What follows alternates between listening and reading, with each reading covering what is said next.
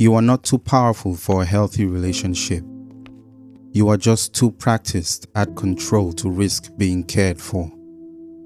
If you can command a boardroom at 9 a.m., but find yourself begging for basic partnership at 9 p.m., you're living a split identity.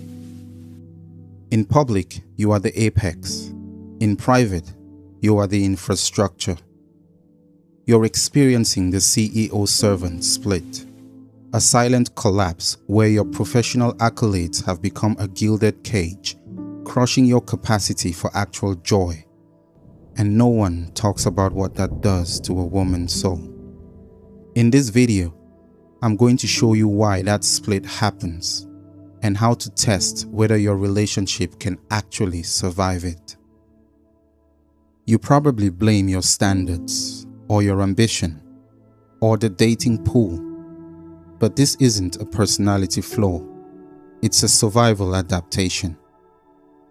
Hyperindependence is what happens when a child learns that relying on others is a dangerous gamble, so she becomes exceptional instead, competent, self-contained, unneeding. Hyperindependence is a ballistic vest you put on when the world felt like a war zone. It built your career and your reputation for reliability, but it wasn't designed for intimacy. What protects you professionally can quietly isolate you romantically. It saved your life then, but it's crushing your heart now. In psychology, we call this the competence paradox. It is the fundamental dissonance between your professional efficacy and your internal emotional deprivation. There is a relational bass clef humming beneath your relationship, a constant frequency of disquiet and disregard. It's that low-level vibration of something is wrong that you feel in your chest even when things look fine on the surface. This usually stems from parentification, being forced as a child to be the stable one, the organized one, the emotionally regulated one. Your nervous system equates overfunctioning with safety. This leads to a functioning imbalance.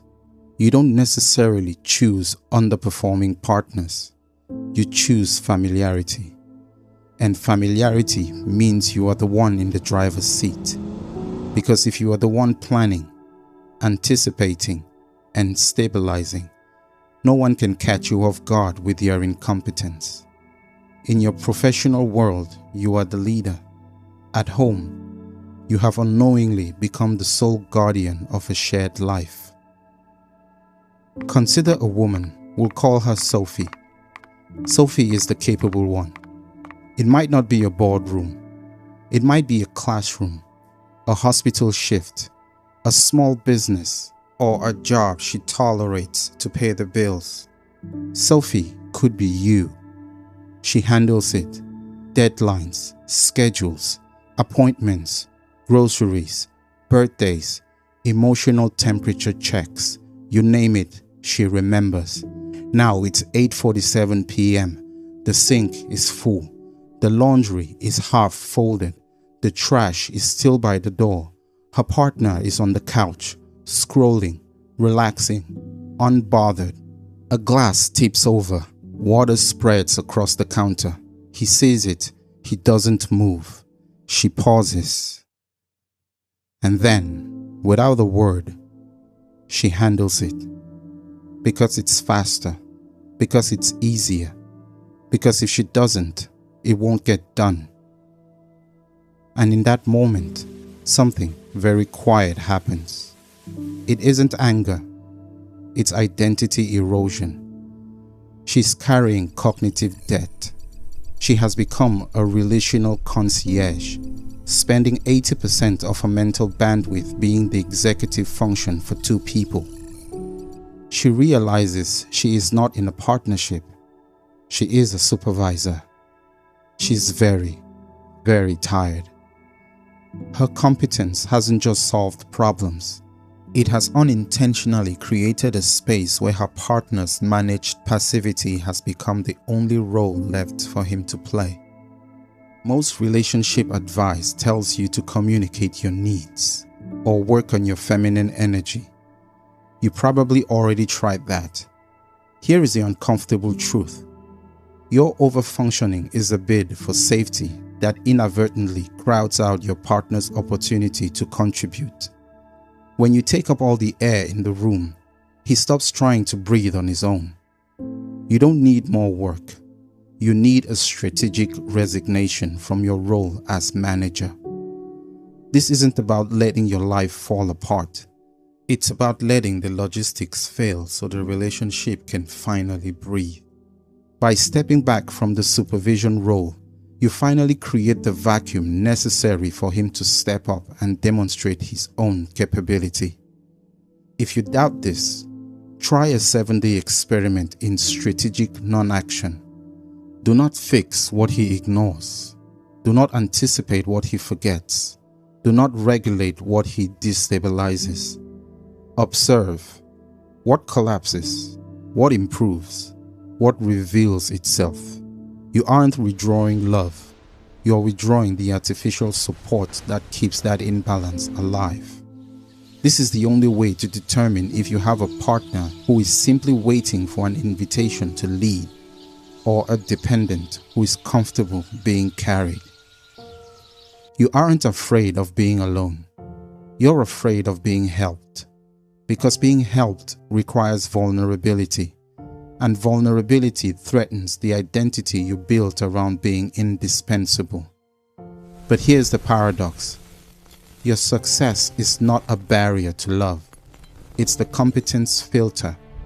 Emotionally mature men are not intimidated by powerful women. They are relieved by them. They want to be the teammate you can actually rely on. They want to contribute, not compete, not be managed, not be mothered. The ones who can stand beside you will appreciate your strength, while those who can't will eventually fade away once you stop carrying them. To understand the biology of exhaustion and how to complete the stress cycle, read Burnout by Emily Nagoski, link in the description. Healing isn't about becoming softer.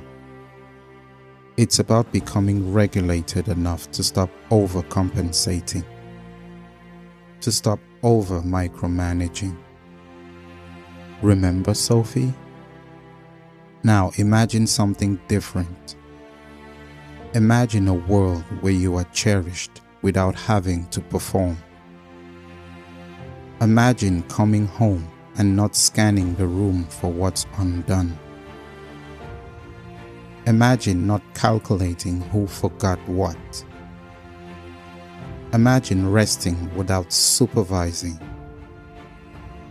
Imagine a partner who no longer waits for the chore list, but steps into the vacuum you have created, not to help you, but to hold his own weight. That is not weakness. That is a regulated partnership, where your needs matter even when you aren't being productive. Take the ballistic vest off. You deserve a partnership, not because you earned it through your competence, but because you're human. Welcome to your sovereignty.